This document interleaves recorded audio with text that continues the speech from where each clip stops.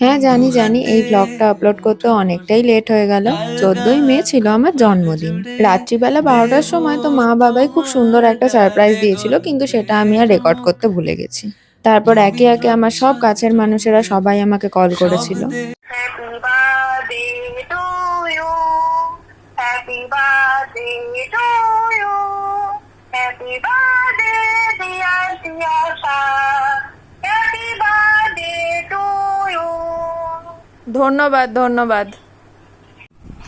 Happy birthday, thank you, many many happy returns of the day. Thank you, thank you. তোমাকে অনেক অনেক বড় blogger বানাক, তুমি অনেক ফেমাস হও, আর তোমার জন্য আমরাও ফেমাস হই। ইউ। এই যে আর্জেন্ট বিষয়ে কথা বল। ও দে। Hello, happy birthday. Thank you. আমার প্রণাম নিও। আমার আশীর্বাদ দিস। হ্যাঁ। Happy birthday, thank you. ভালো থাকো, সারা বছর সুস্থ থাকো। আমার যেভাবে প্রণাম কাজকর্ম নিও। করছো, মনের আশা ইচ্ছা সব যেন পূরণ হয়। আমার প্রণাম নিও। সবার কাছ থেকে তো উইশ পেয়ে রাত্রেবেলা ঘুমিয়ে পড়েছিলাম, আর সকালবেলা আমি অনেক তাড়াতাড়ি উঠে গেছিলাম। জন্মদিন বলে কথা, তাই সবার আগে ভগবানকে প্রণাম করে আজকে দিনটা শুরু করলাম। আজকে পিসি সুস্মিতার হাত দিয়ে গোপুর জন্য অনেকগুলো শিউলি ফুল পাঠিয়েছে। সবগুলোই পিসিদের গাছের ফুল। আজকে তো ঠাকুর ঘর থেকে খুবই সুন্দর শিউলি ফুলের গন্ধ বেরোচ্ছে। আমার জন্মদিন উপলক্ষে পিসি এই শিউলি ফুলগুলো গিফট পাঠিয়েছিল। খুব সুন্দর থটফুল একটা জিনিস, কারণ আমার গপুকে পছন্দ, আর গপুর যে জিনিসটা পছন্দ পিসি সেই জিনিসটা পাঠিয়েছে। এরপর তো ভগবানকে ভোগ লাগিয়ে আমি আর মা দুজনেই ১২টা নাগাদ বেরিয়ে পড়েছিলাম মন্দিরের উদ্দেশ্যে। আজকে মায়ের ছাদ বাগানেও অনেক ফুল ফুটেছিল, আর আজকে ভগবান কিন্তু আমাদের ফুল দিয়েই সেবা পেয়েছে। প্রভু এখন আমাদের ছাদ বাগানে তোলা ফুলগুলোই ভগবানের পায়ে অর্পণ করে দিচ্ছিলেন। আজকে আমার জন্মদিনের পাশাপাশি এই ছোট্ট পুচকেটার অন্নপ্রাশন। প্রত্যেকবারের মতন এইবারও তো আমার বার্থডে মন্দিরেই ফার্স্টে সেলিব্রেট হয়েছিল। তার সঙ্গে এই পুচকুটাকেও অন্নপ্রাশনের জন্য মাতাজিরা খুব সুন্দর করে তিলক কেটে সাজিয়ে দিচ্ছিলেন। এরপর শুরু হয়েছিল ভগবানের ভোগ আরতি।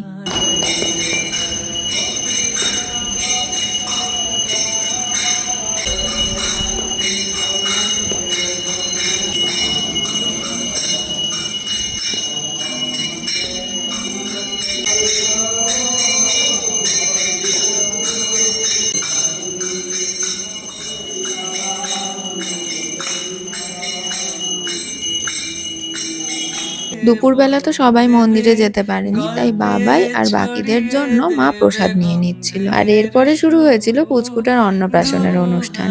পুচকুটা খুব সুন্দর করেই খাচ্ছিল, কিন্তু তারপরে ও শুরু করে দিয়েছিল কাঁদতে। এই যে শেষে তো মন্দিরের সব প্রভু আর মাতাজিরা একবার করে পুচকুটাকে পায়েস খাইয়ে দিয়েছিল। তারপর বাড়িতে এসে মা বাবাই দুজন মিলেই আমাকে আশীর্বাদ করে নিচ্ছিল। প্রথমেই তো মা গপুকে আরতি করে নিল, আর তারপর সেই আরতি দিয়েই আমাকে আশীর্বাদ করবে। আমি যখন বলবো তখন ই করো, একটু তাকাও এদিকে, এদিকে তাকাও।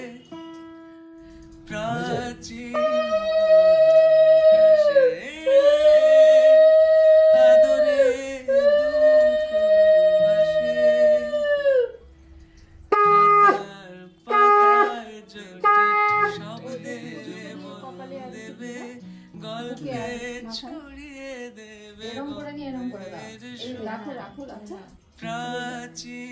তুই রাখ, বুকে দিয়ে দাও একটু। আদরে দুকুল ভাসে প্রাচীন মহাকাশে, আদরে দুকুল ভাসে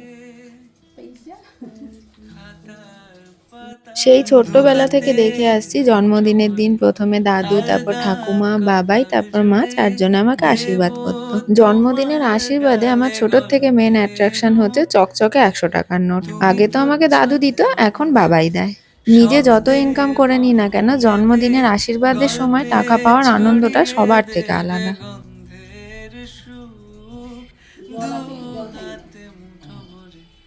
আলগা কপাল জুড়ে দেব তোমার গালে গল্পের মুখ, তুমি প্রচ্ছদে রং দেবে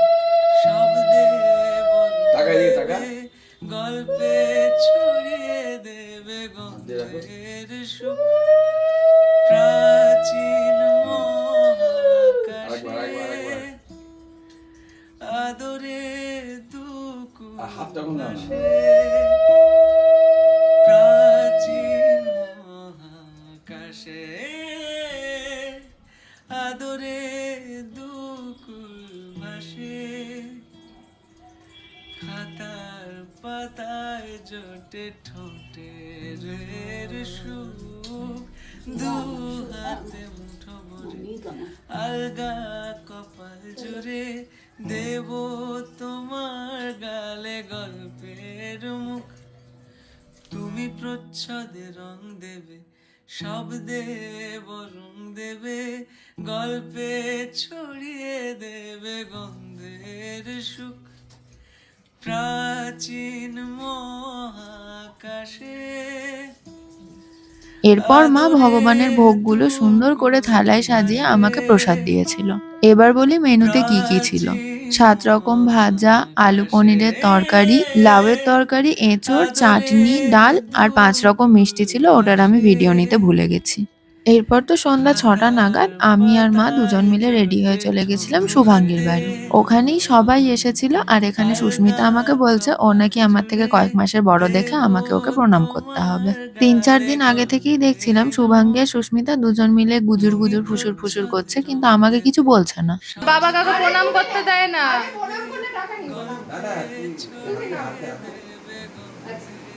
বাবা করতে দেয় না, বাবা প্রণাম করতে দেয় না, কাকিমা দিবে। ওরে বাবা, মাথা ঠেকাস না, মাথা ঠেকাতে হয় না। তোকে এরকম করবো? তোর থেকে ছোট, বয়স বাড়াবি না আমার। কাকুকে প্রণাম করায় কাকু আমাকে গিফট দিয়েছে। এটা ছোটবেলা থেকেই না প্রণাম করার পর টাকা পেতে আমার ভীষণ ভালো লাগে। এরপরে তো মৌমিতার মা কাকিমাও চলে এসেছিল, আর কাকিমা সব দিক থেকে অ্যাডভান্স। আমার জন্মদিনের আগের দিনই আমার বাড়িতে গিয়ে আমাকে গিফট দিয়ে চলে এসেছে। সেই ছোট্টবেলা কিন্ডারগার্টেন স্কুল থেকে দেখে আসছি কাকিমা আমার জন্মদিনের আগের দিন আমাদের বাড়িতে আসে, এসে নিয়ে আমাকে গিফট দিয়ে যায়। জন্মদিনের দিন আমি কি কি গিফট পেয়েছি সেটা আমি একটা আলাদা ভিডিওতে দেখাবো। প্রত্যেকটা গিফট আমার ভীষণ পছন্দ হয়েছিল, আর এখন আমি সুস্মিতার দেওয়া গিফটটা খুলছিলাম। আমার কিউট কিউট সফট টয় তো খুবই ভালো লাগে, আর এগুলো দিয়ে ঘর সাজিয়ে রাখতে আমি খুবই পছন্দ করি। এটা সুস্মিতা নোটিস করেছে, আর তাই জন্য ও আমাকেই টেডিটা গিফট করেছে। আমার তো ভীষণ পছন্দ হয়েছিল, যতক্ষণ ছিলাম আমি এটাকে কোলে করে নিয়ে বসেছিলাম। এবার একটা মজার গল্প বলি। আমাদের সব বন্ধু বান্ধবীদের মধ্যে শুভাঙ্গী আর অনন্যা দুজনে খুব ভালো রান্না করে।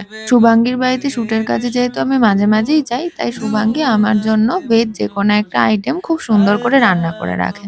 আমি তো প্রথমে ভেবেছিলাম ও বিকেলবেলা আমাকে এমনিই ডেকেছে ওর বাড়িতে। আমি যেহেতু ওর হাতের রান্না খেতে খুব ভালোবাসি, তাই ও আমার সব পছন্দের রান্নাগুলো নিজের হাতে রেঁধে আমাকে জন্মদিনে স্পেশাল গিফট দিচ্ছে। মেনুতে ছিল ফ্রাইড রাইস, সয়াবিনের কোফতা, ভেজ ডাল, আলু ভাজা, চাটনি। প্রত্যেকটা রান্না ভীষণ সুন্দর হয়েছিল। শুভাঙ্গীদের বাড়ি থেকে ফিরেই তো আমি করেছিলাম দিদনকে ফোন। প্রতি বছর জন্মদিনে দিদনকে ফোন করে আশীর্বাদ না নিলে আমার জন্মদিনটাই অসম্পূর্ণ থাকে। শুভেচ্ছা নিও, ভালো থেকো। হ্যাঁ, আমার প্রণাম নিও। হ্যাঁ, 1 বছর বেড়ে গেল। হ্যাঁ, দিদন ফোন করার পরে ইতু দিদন ফোন করে আমাকে বার্থডে উইশ করলো। মানির সাথে সাথে কিন্তু লাডো রানিও আমাকে উইশ করেছে। আমি না আজকে সকাল থেকে মানির ফোনের জন্য অপেক্ষা করছিলাম, কারণ মানি তো কোনোদিন আমার জন্মদিন ভোলে না। আজকে কি ভুলে গেল এইসবই ভাবছিলাম। Happy birthday. Thank you. আমার প্রণাম নিও। হ্যাঁ, আমার প্রণাম নিও। এবারে জন্মদিনে দেখছি সবাই আমাকে স্পেশাল ফিল করানোর জন্য নিজেদের তরফ থেকে নতুন নতুন কিছু করছে।